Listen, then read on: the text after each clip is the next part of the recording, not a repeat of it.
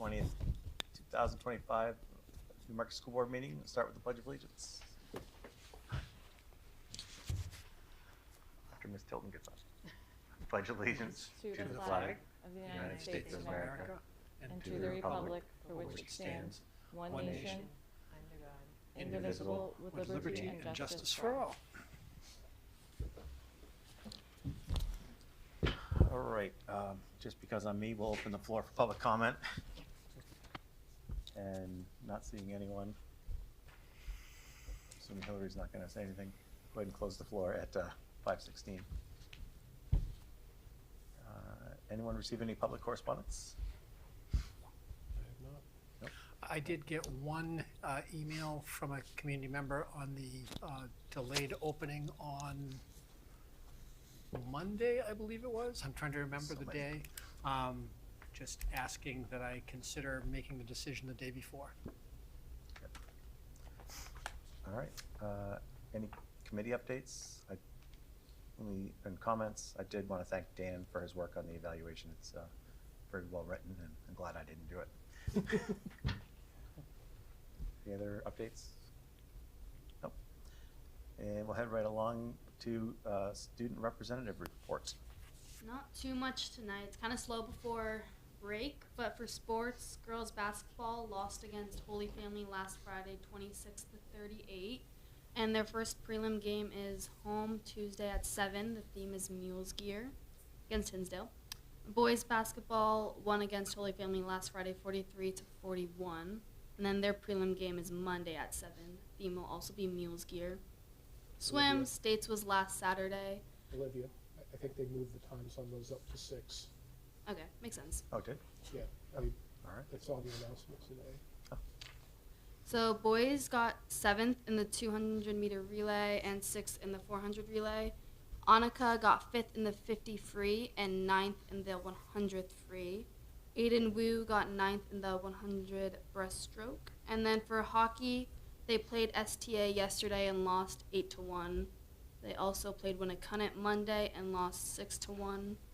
And then they played Timberlane tonight at Methuen High School. And I heard it's going to be a good game because both teams haven't won a game yet. So maybe you can get one. That's all I got. Great. Thank you very much. And Todd, superintendent report. Sure, thank you. First thing I wanted to mention was that February 15th was National SRO Day, and I just wanted to put in a plug to just say how much we appreciate our 2 SROs, Gary Gott at the elementary school and Rich McFadden at the high school. And actually, Andy's going to be telling you a little bit about the NEASC report here in a little bit, and certainly one of the areas that's identified is school safety and security, and Rich plays a big role in that, so thank you to him. So anyway, that's the first thing. Second thing I wanted to mention, I guess the theme is law enforcement. A leadership team met with Chief Jordan on Tuesday afternoon to talk about the ICE protocols in terms of how we as a school system would respond if we had a request to assist in an ICE action. And certainly we reviewed the different types of warrants that might be at play. And basically the protocol, to make it real simple, is that if somebody arrives at our schools, the principal will be the one who is dealing with whoever the agent is. And that they would call me, and that Chief Jordan assured us that if any action were taking place, that the Newmarket PD would be actively involved in it. So, so anyway, we felt very, very good and comfortable after talking with the chief. You know, once again, I'm just reminded of how fortunate we are to have such a good working relationship with the police department. Third thing I wanted to mention, the budget video that I showed you last week, or kind of showed you last week, is on our website now and has actually begun. Tim Kremen has been helping get it out on social media. We're kind of putting it out piece by piece. So if you go to like the various Facebook pages, you'll see the one about Article 2 is out there, the one about the teacher contract is out there, and the one about the capital improvement plan is out there. Tomorrow, if I were predicting, I'm going to bet the one about Article 6, the special ed trust fund one, will be out there, and then the next day we will see the whole shebang. So anyway, and there's logic in the slow release. It has something to do with the algorithms to get people to check in. So anyway, I do appreciate Tim's help on that. And I'll be pushing out a communication tomorrow just to tell people where to go to get that information. And then last thing I wanted to mention, I know we talked a little in non-public last time, but also we did get some communication regarding some Great Bay the charter school, and I just wanted to let everybody know that the leadership of the Newmarket school system met with the leadership of the Great Bay charter school system. We have resolved all of our differences, and there's a communication going out to families tomorrow that were impacted by it, and feel very good that it's a collaborative solution, and now we just have to work on getting an agreement and going forward for next year. So anyway, I just wanted to let you know that that's happening. And I believe, yes, that's all I have, Gary. Thank you very much. Okay, we'll head directly into discussion items. First up, we have Principal Andy Corman here to talk about the NEAS decennial report.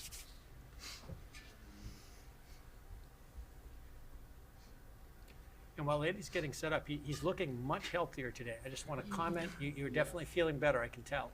Definitely feeling better. We would have gone through my house.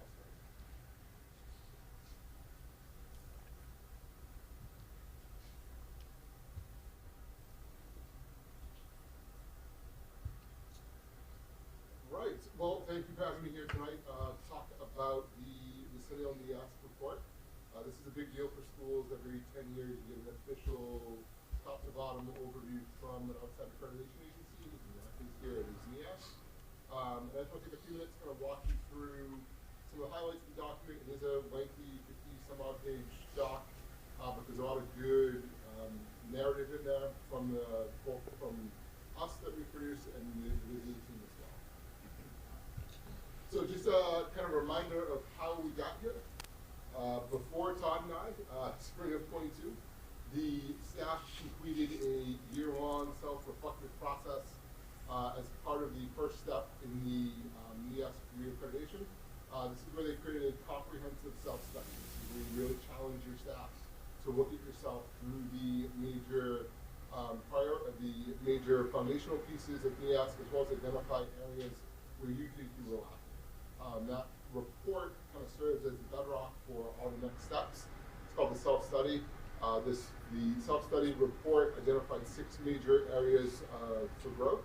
Those are identified as priority areas, and then they created ratings based on each of the foundational elements of where, at that time, they felt they ranked on some of the non-negotiable pieces for NEAS. About 30 days onto the job, they showed up.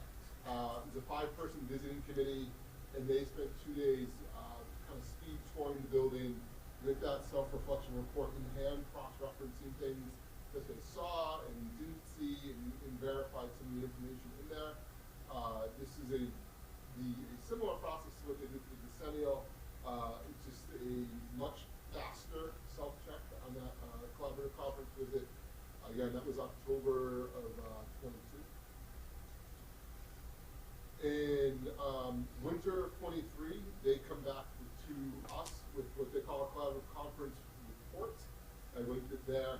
This is the 5-person committee's recommendations and commendations based on your self-study.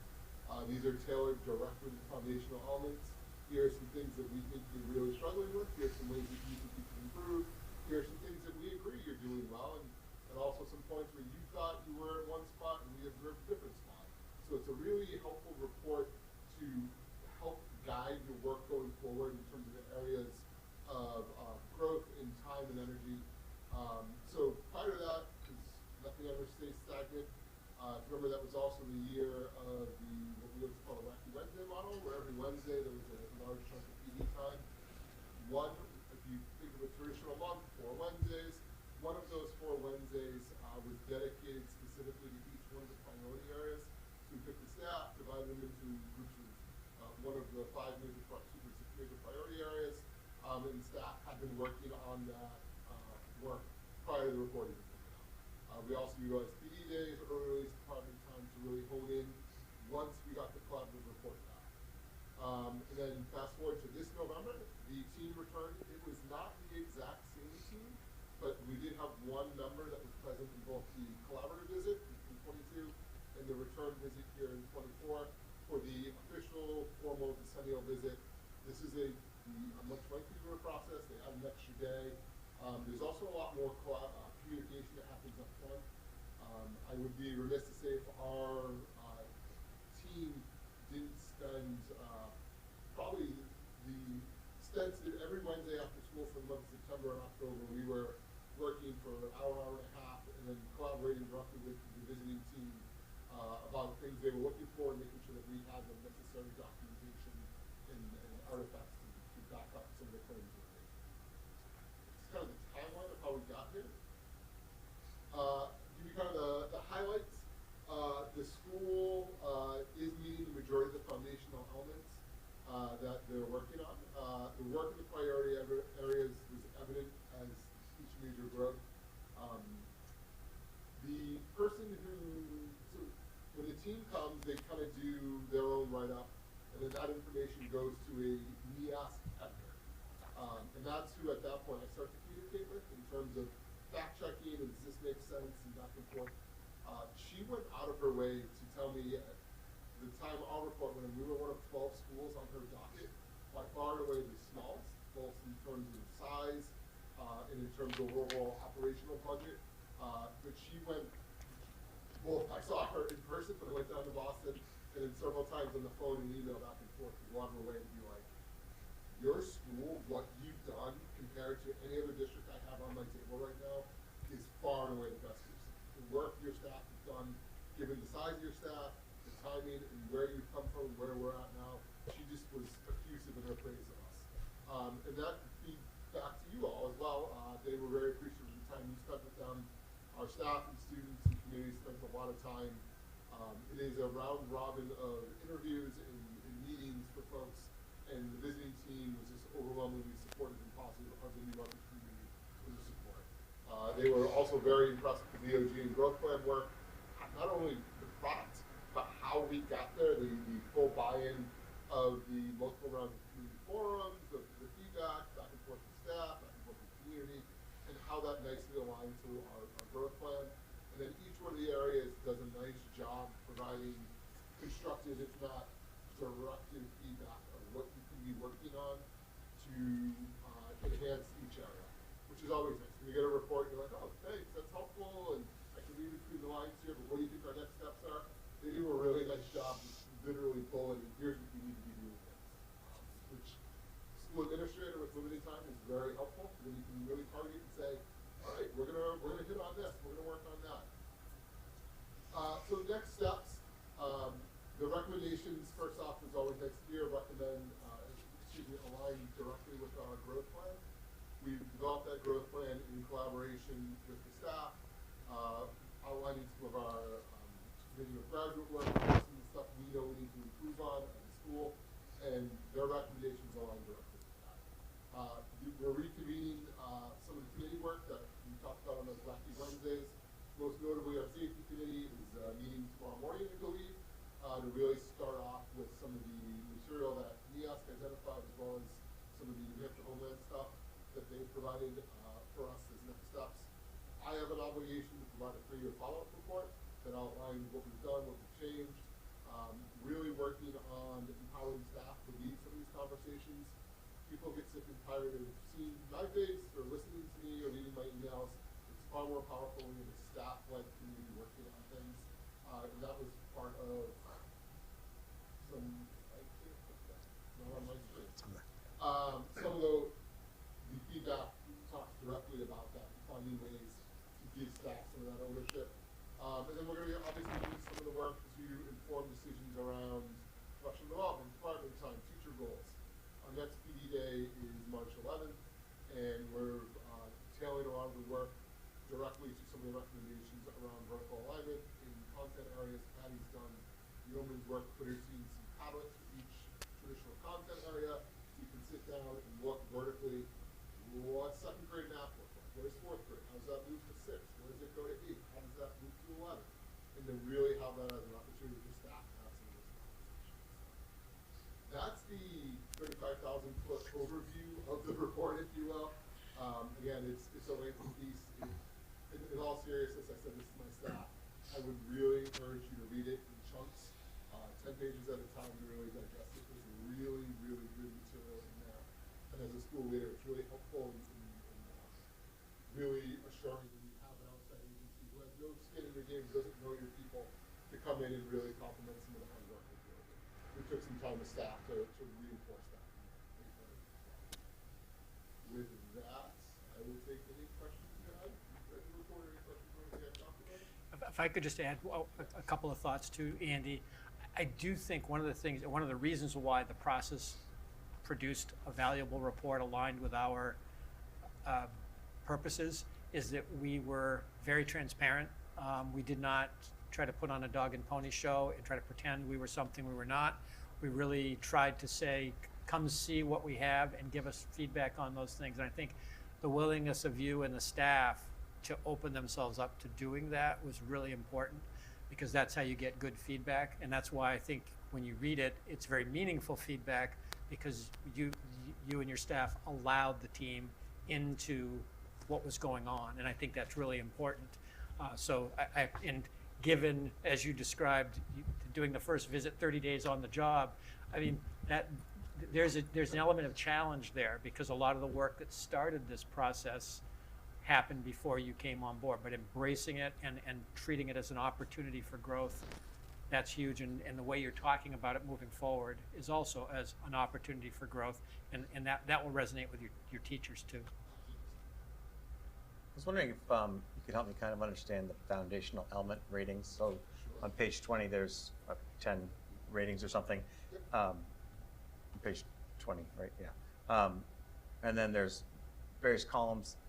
Are we to read those as the leftmost column being pre-visit, during the visit, follow-up, and then, so are those linear in time, or are they just? So the collaborative conference school rating is the 22 self-reflection. That's where the staff felt they were in choices. The collaborative conference visitor rating, that's that October 22 visit of where they came in and said, you know what, you're right, you're wrong. So for example, the staff rated 4-1 learning support didn't know. When they came to visit, they said, no, you got some work to do. The decennial school report, the decennial school rating is us again. When we produced, we had to send them a pretty hefty document of where we thought we were. So that was the work of the steering committee this late summer, early fall, of where we thought we were again. And then part of that far right column, the decennial visitor rating, is their response to ours. And I can speak to the student learning one. It's my fault, it was bad calendar management. At the time of submission, we did not have a formalized, voted, approved, everybody on board set of core values. We had a big D second round draft. And I was just honest with them and said, hey, we have a draft, staff has seen it, staff developed it, we spent 2 PD days and a staff meeting on this. The poster hasn't printed yet, but we're not missing a change. So that's why I rated news, and they're like, well, it's either you do or you don't. So while we appreciate that, you have something to write about in the 3-year report. Because, I mean, looking at this, there's a significant improvement. I mean, based on their visit and NEAS folks' ratings, we've halved the does not meets. So we're down from 42, which is amazing. One of them, as you said, is probably not really that significant. I presume, or I don't presume, but I know each area is a lot more significant to achieve the kind of results that you did than just it may appear as just one little row. So. Yeah, well, we appreciate it. It was a lot of work by a lot of people finding individual passions and recognizing, hey, we're not okay. It's all up on top of it. I've been part of these processes where you work hard to hide things. You encourage certain people to take sick days. You try to tailor visits to see this one. I was on an ES visit and I saw the same girl doing 7 different things, which is amazing. She was the president of this and the head of that. And that's great. There 695 other students in this building.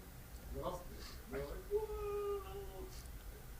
We didn't do that. We threw the doors open and said, hey, we want to make sure you see everything. And encouraged that. I was rather direct and blunt to staff and said, do not lie. If they ask you something and the answer is no, or you're not sure, tell them that. Because the worst thing that happens is they write something down that we're doing that we're not doing, and I have to explain that. So people were like, you want us to be truthful on when they ask about something? Yes, please, be direct. It was a welcome, the room, the temperature in the room changes something like this now. And I think the report reflects that. People were honest. Yeah, we're really good at that. Or no, we are still really struggling here. Can you help us give you something? Yeah, that's the other thing is the honesty in the school's self-rating is pretty apparent in that it lines up almost exactly with the visitor rating. So it's impressive to see that kind of self-honesty. And I'm sorry, go ahead. So, I mean, if you want to finish that. No, that's all. So I appreciate the values thing, but I also want to make sure I understand the misalignment between self-assessment and their assessment was in 2.2A student learning, and 1.2A is the one that mentions the values in the write-up. Oh, I'm sorry, I misspoke. 2.2 is student learning, and that is the curriculum piece. Right, it was the lack I of. apologize. So my statement is true for 1.2. So it does not meet, I would say right now, the first line of the 3-year report says, we now meet this because we have it. In 2.2, we went back and forth on curriculum. We have, as they eloquently point out, stage 1. They were looking for assessment and instructional practices implemented within their curriculum, and that's where we went back and forth and like, well, we have curriculum, and they're like, well, you have stage 1. You want to see full implementation. And I, oh, okay, that's that's fair. And Keith, the guy who wrote it, actually put the 3, myself, him, Steve Beals, and anyone from the on the phone, said, hey, we just want to be open and transparent with them. I just said, we have stage 1 UBD for all of our content folk here. And she said, that's great, but our standard is that next step of 2, 3 classroom practice assessment. I said, okay, that's, I was under the impression that you have it, you don't. So we have it, yes. And my misunderstanding was, no, you need more. So that's where that was from. Yeah, if I could just speak to the foundational element concept is a relatively new concept with NEASC. At the end of the report, you'll see there's a whole bunch of other standards that they also give us feedback on. The foundational elements are what you'd call the core things that they're looking for, and they are very black and white in terms of either you have it or you don't have it. And in the curriculum one, I've done a number of these visits. I've yet to be at a school that fully has a completely articulate, mapped out, consistent, continuous curriculum. The work that you guys are doing on March 11th is largely about addressing that lack of a coherent curriculum, which is, I said that not because we don't have coherence, but because the documents don't reflect that coherence, and we have to map that out. So when I appreciate the clarification. So, no, I'm not. I was living and dying this through November. And Yeah. I kind of started something different. So when I see though that like level 2 and 3 is that it's the instructional activities and the assessments inside of it, what is our pathway and timeline to getting there? Oddly enough, it's one of the areas within our growth plan.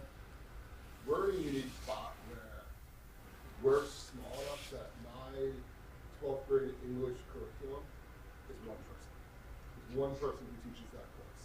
So it's easier to say, hey, we've got curriculum. It's now having her, and I'm just picking on 12th grade, literally, the number of courses we have in this building that are taught by multiple staff members is, I can count my hand. It's very, very small. That's not the norm in schools usually try to share. It's the idea of now, okay, what are those practices specifically? Here's your UBE for this unit. What are you specifically doing? And the growth plan outlines the steps to have stage 2 done throughout this year and stage 3 done by the start of the end of next year. So it's that idea of what are you teaching, how are you teaching it, and how are you assessing kids to know that they got it. So it's a kind of a 1 year at a time. And that honestly is kind of a slower rollout because we've got it's a 1-person show almost exclusively at all content.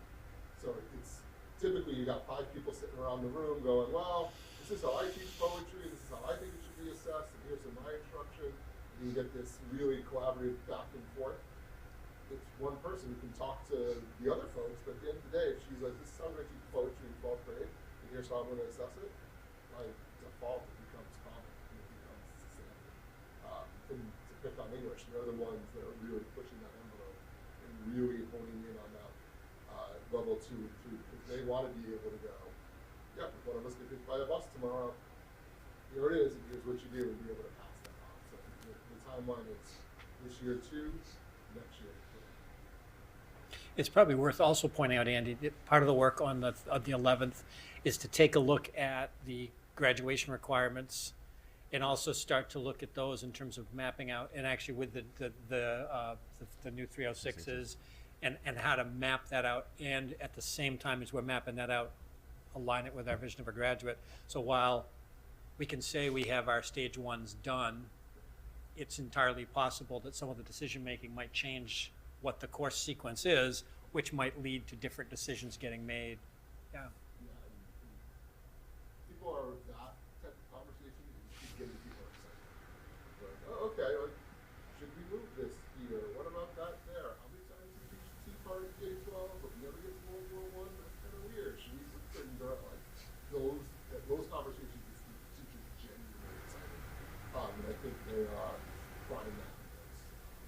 Especially with 306s and just conversation and change and new, just everything is fine. Any other feedback, questions? Thank you very much. We really appreciate you providing us with the update. And so, You're gonna see me again. so I had left it with Andy that he would come back on the 7th in case you guys Okay. needed time to read it, and one more round if you have questions at that point. So whether he has a lot to talk about or not, he will be here on the 7th, and you can ask him any additional questions you may have. Great, thank you very much. Thanks, Andy. Thanks. All right, last meeting, we discussed the new school board member orientation. We'll have 2 new folks joining us this year after the elections. Did anyone have a chance to think of anything they'd have included on the orientation? Any input? Yes. Awesome. I think my reflection on it, I'm not sure how helpful it will be in practice, because one of the things that, like, with thinking back, my first few board meetings were very exciting because there was a lot happening in March of last year. But it would have been so helpful to almost like come to a school board meeting and sit and not necessarily participate, but like go through the agenda so that I understood like what was happening, how this translated to the agenda, how that translated to, you know, how you like give your approval, like agree with something, Motions and all that, or sure. so kind of the nitty gritty of even just a meeting and how it works. And I remember the first time I was not going to be able to make it. It was like, what's the, like, here I have been studying protocols policies, and- yeah, but sure. how do I tell somebody, you know, that I'm not going to be able to be there? And really just kind of some of the logistical things.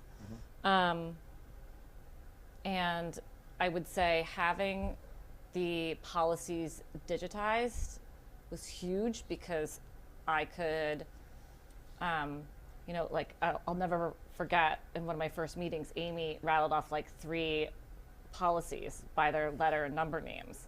And I was like, I have no idea what that is. But I was able to then like go to the link, find it, and understand how it related. So even though when I first saw all the policies when I first started, I think it was my first Yeah, in fact, meeting. we actually with ended Todd, up yes. handing you a printout of like, Yes. yeah, exactly. That was overwhelming Sure. to, but it was helpful to have it all like at the touch of a button where I could make sense of how they connected. And then of course, meetings separately, were huge. I felt like I could come in and talk like with Patty, or I could come and talk with you in the beginning, and it just felt like a less, not that I felt pressure, but it just was a less formal situation where I could ask questions and kind of get used to it. Yeah. So nothing in terms of the big schedule, I don't think was, I didn't find any fault in that. I think it was great to have the retreat early on. It helped me to see people in a little bit more human light. But really just kind of the logistical things and understanding. But I think that's how you learn with everything. So, I mean, if Yeah, but it would be nice to know. if they're what out there, how to make a motion. if they're how to- watching, Yeah. if they're watching, maybe the candidates want to come on the 7th and click on the agenda I as we will go through. definitely say, you do enough of these and you're always on this side of the camera, you tend to develop a bias toward thinking, oh, they could just watch a couple of meetings on YouTube and no, it's so hard through that tiny little lens over there to get Yeah. an appreciation of how the nuts and bolts of this, and again, not that it's rocket science, there's nothing magical we're doing here, but it's difficult to Feels like it to is pick rocket up on science, that. actually. Yeah. But even I was somebody who would watch them and like fast forward through parts of it while I was cooking dinner, and I'm listening to the like summarizing kind of thing versus wasn't paying attention to, oh, for this one we need everybody there's like a roll call Yeah, yeah. agreement Yep. and you need to look at this policy and then read it and then give your feedback, and so I think it is very different to be watching versus participating. Yeah, it's probably very natural to tune out some of the processes and not really think about those. That's like our work. Like it's Yeah. the rhythm of a meeting Yeah, that like right. like I've been on a million boards, right? Like not a million, that's so arrogant, right? Like I've been like 4. It's run different, right? The school board is run different than other boards I've been on, and like just understanding the rhythm and pace and like I think it's super important. And then even simple things like I always appreciate the reminders of like, don't reply all to this, or you can reply all for scheduling, or those kinds of things. Great, thank you Yeah. very much.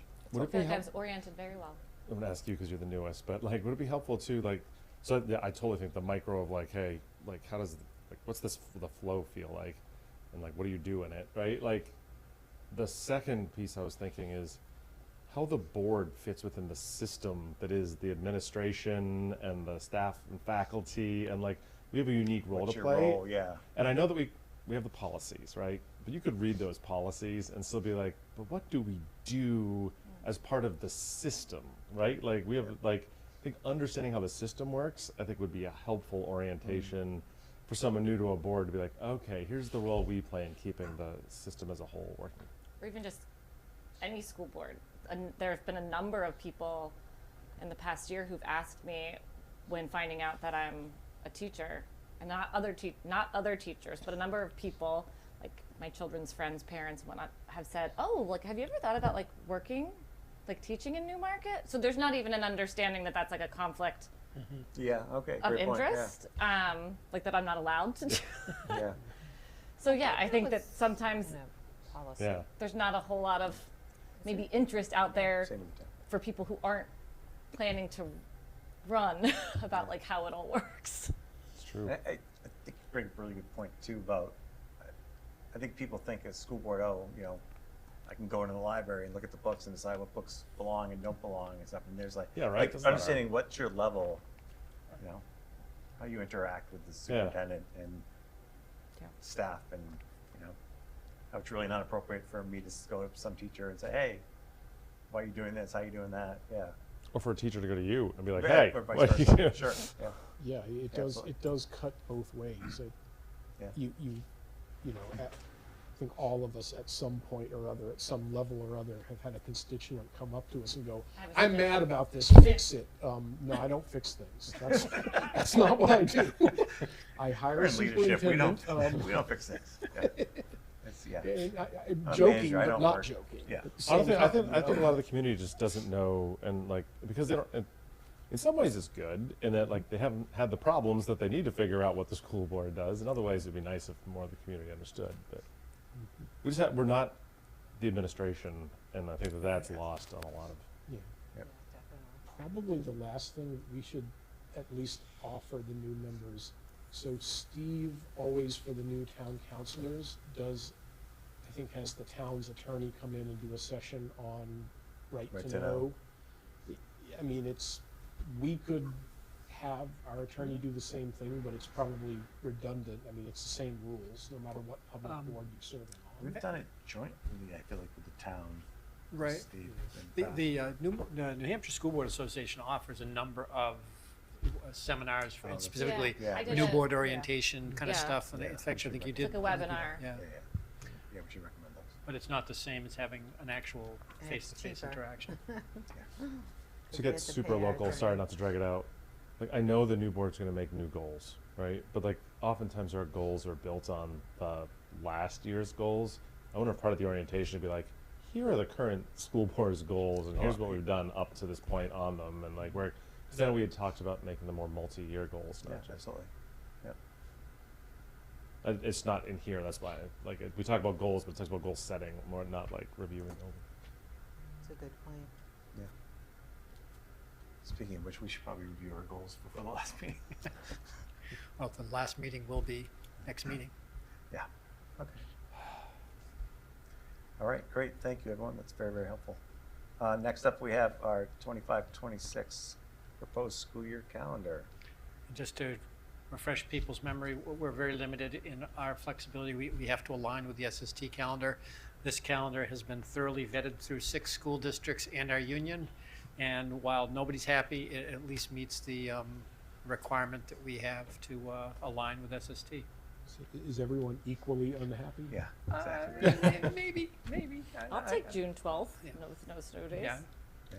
And actually it does, one of the things I've heard very positive, the break around the winter holiday is a little longer this time, just because of the way the calendar fell. So people were quite pleased to see an extended winter break.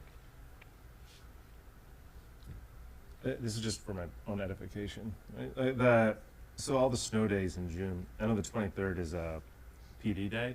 If there are no snow days, does that get moved up, or do you make them come Yeah, out so on the 20th? basically the way it works is if there are no snow days, the day after the last student day It'll is a be PD that. day. Okay. So it brings us, we wrap things up. It also gives us, if we got into a really difficult situation, we could convert it into an instructional day if we lost instructional time for some reason. And I don't know how, I've never noticed this, but the little numbers next to the month that seem to indicate the number of days a student and Mhm. staff work in that month. Correct. I can't believe I've never noticed that. And just, since you brought it up, just to remind people that Is this we- calendar idea new, or you guys just started? so just to be clear, we have 178 instructional days and 186 total days for staff. Remember, we abide by the hours of instruction, so our calendar is built with 1,068 hours of instruction.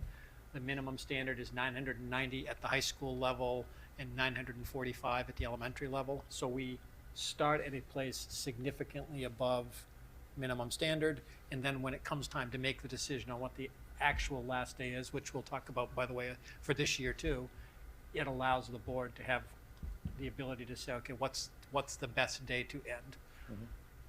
We're proficient with distinction. We're above grade level in days. We more than meet the standard. All right, any thoughts on the calendar? Okay, moving right along. We have a first read of policy JJA. Would someone like to discuss JJA, student activities? We had robust conversation in the policy committee on JJA, so I think that these edits are I think all three of us really like contributed to it. It wasn't just like someone. Oftentimes, someone will come in and be like, "Oh, I read through it," and here, like this one, I think had a robust set of edits. Well, not super robust, but in order to get us in a place that it felt. We didn't want people to feel like, well, this is yours, like the punitive nature of it. I don't know if you want to talk to that. Yeah, I mean, you'll hear this from me again, probably at some point. A bee I get in my bonnet with some regularity is this expression of participating in this is a privilege, not a right. Now, I know that the underpinning of that is not coming from a place of wanting to exclude people. It's just there are certain realities. If you're going to put on Hamlet, you can't have 40 people in the cast. There aren't that many roles. And the same, you can't have 25 students dressing out for a basketball team. There isn't that much room on the bench, and the coach would find that unmanageable. But if that's what we mean when we say it's a privilege, then say that. Don't dress it up in these strange words that make it seem as though there's, I'll get off my soapbox. I've said my piece. I just hate that terminology of it's a privilege, not a right. Well, do we say that about going to lunch? Do we say that about going to English class? All of these are things that can be space limited, but we don't say that, going to math is a privilege. And I think it was based on the desire to be supportive of the vision of a graduate and understanding that education, well, the 3 R's are still at the core of it, there's a whole person development, and Yes. I think there's a component of that. It's probably also worth pointing out, we talked about JJIB alongside of this, and we realized that there was an opportunity to embed vision of a graduate language into it, so we decided to table it and not bring it forward. So the two, JJA and JJIB, kind of go hand in hand.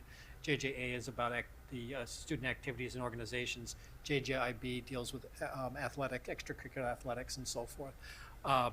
So in the language that Dan just described about the participation will be also seen there as well. Yeah, I think tangential, Dan, to what you were saying is, there's some kids who aren't going to excel in classes and maybe like me graduate with a D average, and that doesn't necessarily preclude them to participating in certain activities, right? Right. So yeah, I agree with you. I mean, we want the students to have these experiences. That's why we offer the program. Exactly. Todd, can I ask you on the fourth line down where it's highlighted in red, all school district-sponsored athletic programs shall require the approval of the board. Do you mean, for some reason it's striking me odd, do you mean new programs? Well, yes and no. I mean, effectively, at any point, the board has the ability to say, we're not going to run a baseball program or whatever, not that you would do that. But what should happen is all programs are board approved. Obviously, those that are in place already, you're not renewing them every year. Yeah, we're not renewing them, so Right. that just strikes me odd. I mean, certainly, we could add the word new in there if that made people, because it is true that we're primarily talking about a new program. Like if Yeah. someone said, hey, we want to start a ski team here, you'd want to be able to look at the whole picture of it before you said yes, just to understand what the costs would be and how much Yeah. interest there would be and all that kind of thing. So that's an interesting question, Amy. So what if the board, certainly not this board, or I think the next one, but all of a sudden was just we need to cut cost way back. Yeah. Would they be able to, given the way this is written, also given budget, the role they play, the board plays in the budget, be able to be we're stopping this many programs? And I think they would, right? That doesn't sound great, but I'm Yep. yeah. And related to that, does this mean the board approves it? So whatever board approved baseball 50 years ago, we don't reapprove it every year. Yeah. No. Right. So it just carries on in perpetuity until a different decision is made. And I do think, Phil's point, it's more often not that it's going to be a financial decision Oh, or it's going to be a absolutely, lack of Yeah. participants. Interest. Yeah. No, that's usually going to be the driving factor. We're not going to eliminate a program for philosophical reasons, I would think, unless, it's possible it could be a program that we determine in the future is not healthy or appropriate for kids to be involved in. I can't think of one off the top of my head right now. Wow. Certain physical programs that Yeah. the national level of Is it? raise issues with kids long-term cognitive abilities. Yeah, well, it's true, yeah, actually, there's the CTE discussions around football, head injuries, hockey, there's different programs that could Heading in cause. soccer, yeah, I Yep. mean, there's, Okay. so have we not answered your question thoroughly? Not really, Yeah. Could you, glad. could you, but it's food for thought, could right? you like It really add is. something that was like require and keep or board approval, or like something about if you added the word new, could you then say the school district reserves the right to? I think you just add that, like, I don't think you need new, I just think, you can add something saying that the board also has the ability to remove a program. I mean, it's implied, but, Yeah. I mean, I guess what that says is if we wanted to start a curling team, it would require the board to approve, yes, we can have a curling team. but it also implies that we have the ability to get rid of a program. It doesn't explicitly say that. I mean, that's, We effectively I- can through there's the some- budget. Well, there are sure. some things I don't know that you need to say Yeah. in policy. I mean, Well, I think people would be pretty upset if one day we took away the soccer team. I agree. Like and- there'd and- be upheaval in this town. And for that reason, we wouldn't do it. The way I understood Right, this but we may passage- need to, though. We may Like, need to. there- The who knows intent what's of coming this down the passage, pike. as I understood it, is just that, the school can't just decide to start a volleyball team without coming to the board and saying, hey, we're gonna start a volleyball team. Or have you thought through this? Are you okay with it? Do you see the value in it? Right. Given our role, like, in helping support the vision of a graduate and our budgetary role, it seems only right that we should just be aware of, like, if there's a new Yeah, program. that's what, yeah, I almost feel like it's not something that should rise up to our level to approve. I mean, like you said, we could get rid of something using the budget if we decided, well, even that, we don't necessarily line item the budget, we just recommend an overall budget, so.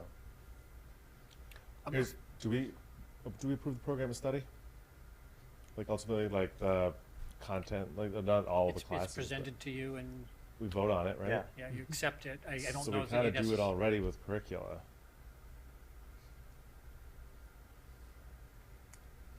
I have Again, it's another- not like we're digging in and asking why a specific course is being offered.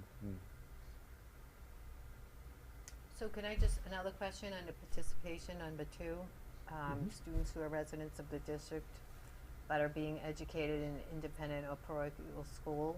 I understand the home-schooled students, I get that, but I never knew parochial school students were eligible. That's the law It's a law. in current NHIA Okay. rule. I mean, we could choose to limit it, but I guess why would we? Particularly many of our programs are struggling for participants, so and there are no students who fit that description at this point. Right. It does seem like there's some redundancy between that new line 4 and the previous line. Oh, it's organizations, not athletic programs. Yeah, never mind.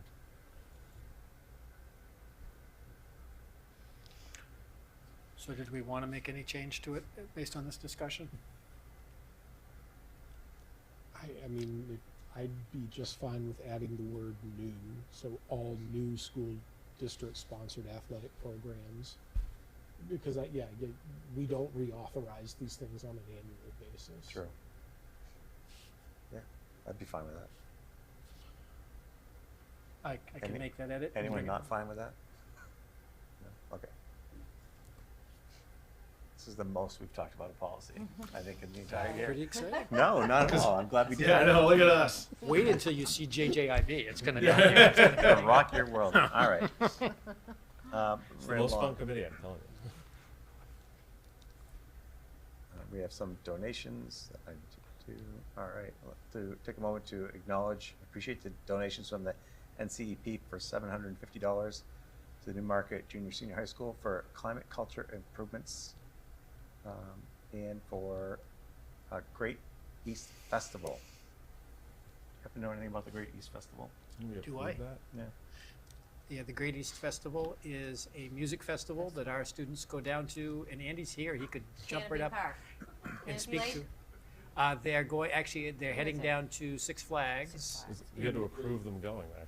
Yeah, did we already approve that? Yeah, okay. Yeah, you approved this on. Yeah. So we take, so Grady's does regional events around New England where they essentially invite high school or middle high band programs to come to amusement parks to do mass performances. So you end up with your group and then other groups, and they have different opportunities to play and perform around. So our middle high are going down to Agawam down Six Flags. It was approved by the board. It was approved. Yeah. You approved it. 2 months ago, I think, They, they go down, they did it last year. Tony absolutely loves this. It's a huge community building event for him. It's a long day, so they're on the bus here. I go on 2.5, 3 hours by the bus, and it's going to be very late when I come back. But it is a blast. Kids bring their instruments to perform. It's a good time. And it's just having worked at Six Flags back when it was called Riverside in my youth. I remember these days where they show up and it is just band kids everywhere playing band instruments, and it's a full-on parade through the park. It's pretty cool. Great. It does. Thank you very much. And thank you to the NCEP for, again, generous donations. I don't know what we'd do without them. I have no idea. Yeah, they are amazingly generous. I mean- I can't tell you how, I mean, they give tens of thousands of dollars every year to programs. It's amazing. Is it mostly community donations that they They receive do and fundraising grants? activities, don't they? They do, fundraise Yeah. every year. They do do a like major dinners fund- out and yeah, stuff, and yeah. You know, one of the things we've benefited from a lot in the last couple of years is that during the pandemic, there was a significant drop off in people requesting funds. So they actually had a surplus of funds. So they've been very, very generous with our staff for the last couple of years. So, yeah. Great. All right, moving along.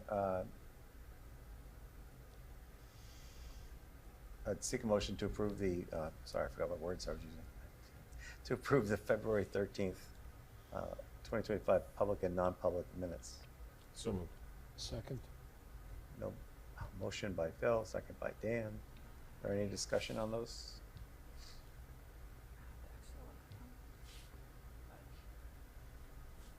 All right, all in favor? Aye. Aye. Aye. Thank you. Seek a motion to approve the proposed 2025-26 school calendar as presented tonight. So moved. Second. Motion by Phil, second by Lonnie. Any discussion?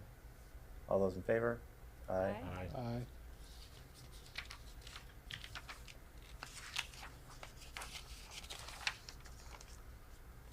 We don't need to approve the manifest, the donations, and there's no. Actually, we do because we received it in one check of $1,500, and our We policy did. says You're over right. 1,000, so we have to I do it. didn't realize it was one check. All right.